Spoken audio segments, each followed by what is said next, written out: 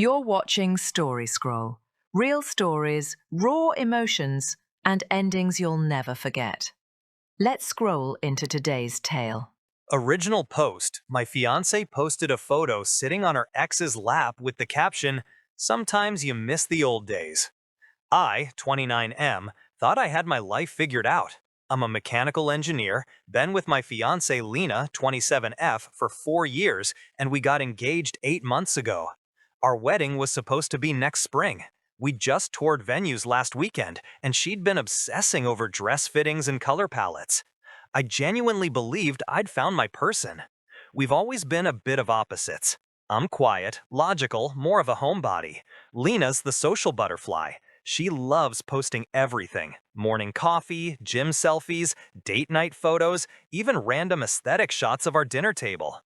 It never really bothered me, until it did. There were little red flags along the way. She still followed her ex, Jake. They dated years before we met, and while I didn't love seeing his name pop up in her comments occasionally, she always brushed it off. We're just friends. It's ancient history. And because I trusted her, I didn't push. I wanted to believe her. I didn't want to be the jealous fiancé who policed her social media. Until last night. I was playing a game with some coworkers when my phone buzzed. A text from my friend Mark. "Dude, what the hell is this?" Attached was a screenshot of Lena's Instagram. It was her, sitting on Jake's lap, his arms wrapped around her waist, both of them laughing. And the caption? "Sometimes you miss the old days." For a second, I couldn't even process it. My stomach dropped. I checked her profile myself. It was real. The post was public. Our mutual friends had already seen it. There were comments like, "throwback vibes," and "wow, this is bold, lol." Someone even tagged me with a laughing emoji. 30 minutes later, the post vanished, deleted. But the damage was already done. My phone blew up. DMs, texts, people asking, "Are you two okay?" Humiliation doesn't even begin to cover it. I felt like the punchline to a cruel joke. I called her. She picked up, voice shaky, already defensive. "It was just a joke. God, you're being so dramatic." I asked her why she would even post something like that. She said they'd run into each other at a mutual friends gathering, took a funny throwback pic, and she posted it without thinking. I told her how humiliating it was, that everyone saw it, that it looked like she was sitting on another man's lap while engaged to me. Her response? "You're being insecure. It was a nostalgic moment, not a big deal. I deleted it anyway. What more do you want?" I wanted her to understand how much it hurt, but she just sighed and said, "I can't believe you're mad over a photo."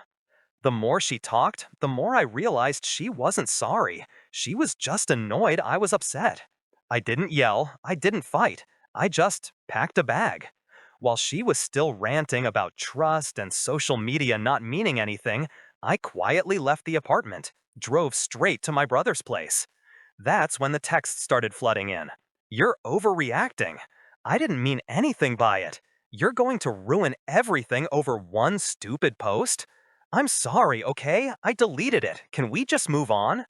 My brother saw how shaken I was and told me straight up, "Dude, that wasn't an accident. You don't post that unless you're trying to make someone jealous." He's probably right. Later that night, I went back on Instagram. Even though the post was gone, I saw that Jake had commented before it was deleted. Good times indeed. My heart sank all over again. Maybe I've been blind to who she really is. Maybe she's been mentally checked out of this relationship for a while. I keep replaying everything. Every time she laughed a little too hard at a text, every time she said, "It's just Jake, relax," every time she brushed off my concerns. It all feels different now. I haven't made anything public. I haven't told her family. I'm not the type to air dirty laundry online, though the irony of her doing exactly that isn't lost on me. She keeps calling, saying she wants to explain everything, that it was a moment of stupidity. But honestly, I don't even know if I want to hear it. I've spent 4 years building a life with her, a future I thought was solid, and she managed to shake it in one careless post. Right now, I'm staring at the engagement ring sitting on my dresser. It used to symbolize everything good in my life. Now it just feels heavy. I don't know if I'm throwing away something that could be fixed, or if I'd be an idiot to stay. So, Reddit, what would you do? Would you call off a wedding over this, or try to forgive? She's been begging me to meet her tomorrow to talk things through. I said yes, but if I'm being honest, I don't think I'll ever see her the same again. Update 1.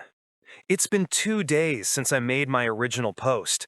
The last 48 hours have been emotionally draining, to say the least. I read through every comment, every piece of advice, and I appreciate everyone who took the time to help me see things clearly. Most of you said what I already knew deep down, that I deserved better. I guess I just needed to hear it from people outside my bubble. I met Lena yesterday. We agreed to meet at this small cafe near our apartment, Neutral Ground. When I walked in, she was already there, eyes red and puffy. She looked like she hadn't slept. As soon as she saw me, she burst into tears. "It was just nostalgia," she said. "I wasn't thinking straight. I didn't mean to hurt you." She claimed she ran into Jake by accident at a bar a few nights before the photo was taken. According to her, he joined her group of friends, they started reminiscing, and someone snapped the photo as a joke. When I asked why she felt the need to post it with that caption, she said, "I don't know. I guess I was just being stupid. It was harmless." I pressed her. "So you're saying you just bumped into him?" That's when she hesitated, long enough for me to know there was more. She sighed, looked down, and admitted she'd invited him to join her friends that night. Still, she swore nothing physical happened. "We just talked. I swear on everything. It wasn't cheating. I just wanted to feel, I don't know, seen." I didn't interrupt. I just sat there, letting her talk, realizing that every word out of her mouth was designed to minimize what she did. It wasn't an apology, it was damage control.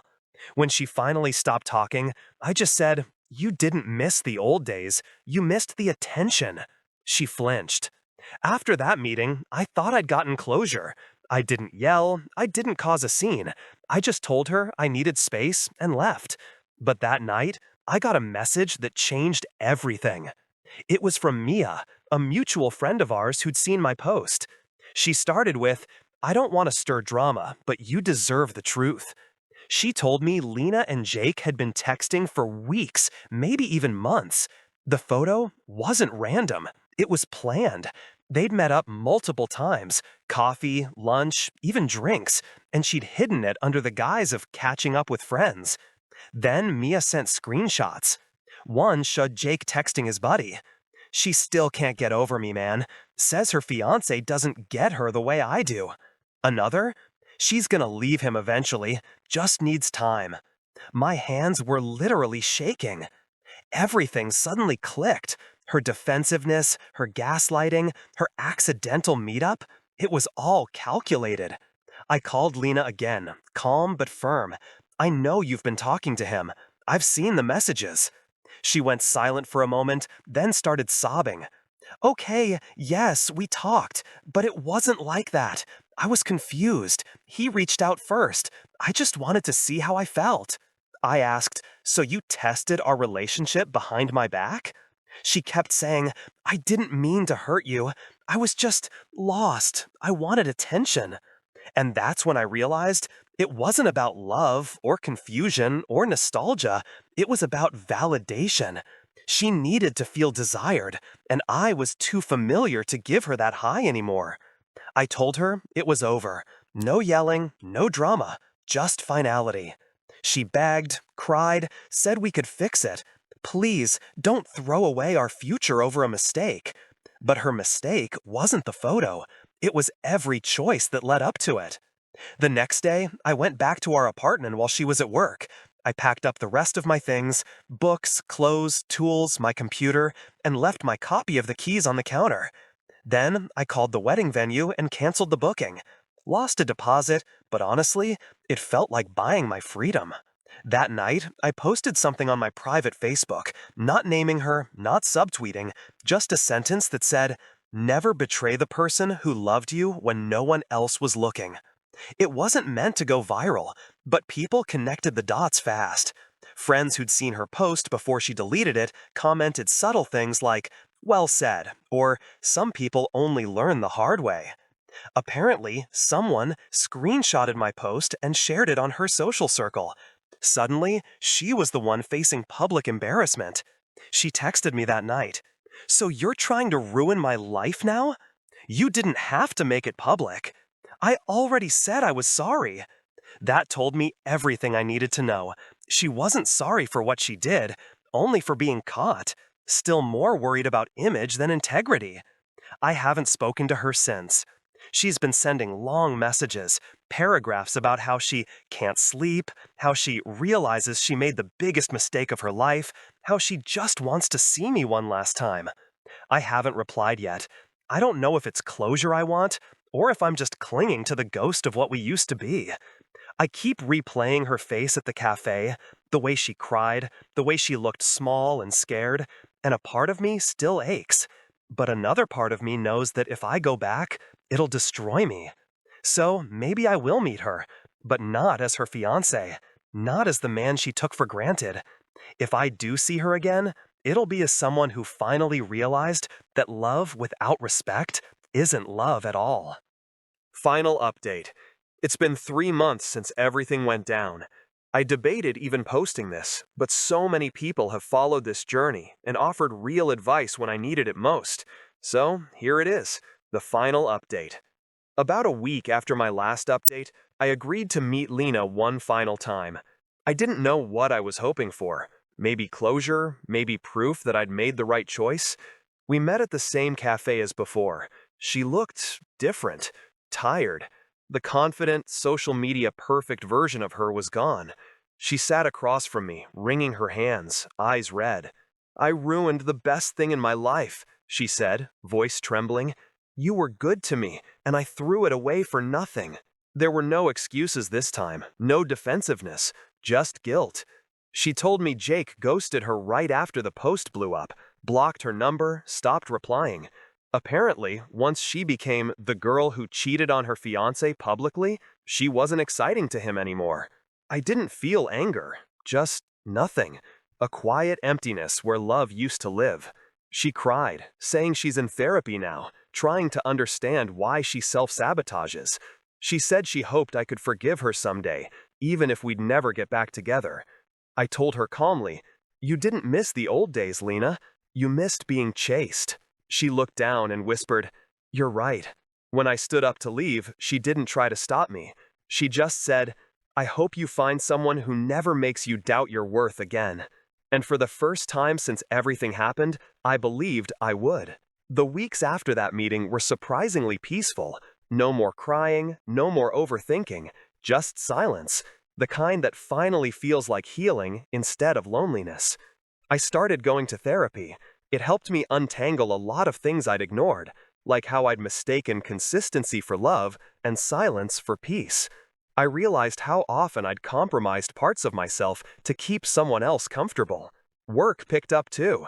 I got offered a project management position, something I'd been quietly chasing for years, but never had the mental space to pursue while juggling relationship drama. Funny how heartbreak clears up your schedule for self-improvement. As for Lena, I heard bits and pieces through mutual friends. She moved to another city, apparently trying to start over. She deleted most of her social media and got a job at a small marketing firm. One friend told me she's been keeping to herself, staying low-key.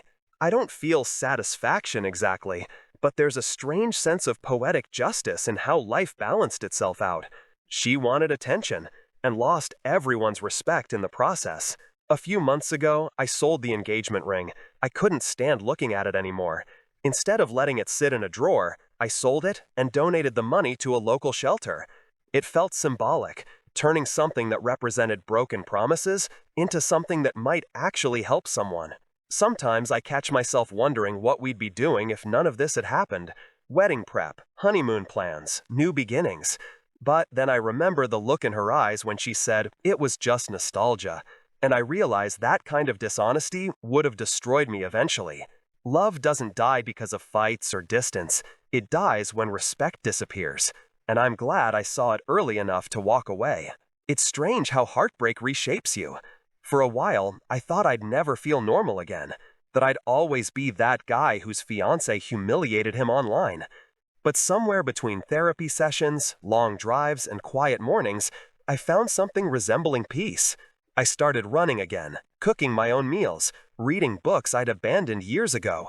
I even reconnected with old friends I drifted away from while trying to make my relationship work. A few weeks ago, I met someone new, through work of all places. We're taking it slow. She knows what I've been through, and there's something refreshing about her honesty. She doesn't play games, doesn't post cryptic captions, doesn't make me question where I stand. I'm not saying she's the one. I've learned not to rush that. But it feels healthy, real, and that's enough for now. If there's one thing this entire mess taught me, it's this. I used to think heartbreak was the end. Turns out, it was just the beginning of learning self-worth. I don't hate Lena anymore. I don't wish her harm. She was a chapter, one that taught me hard lessons about trust, pride, and the quiet power of walking away. She missed the old days. I built new ones, and they're better than anything I could have imagined. Thanks for watching Story Scroll. Hit that bell and stay tuned for the next story that will move your heart.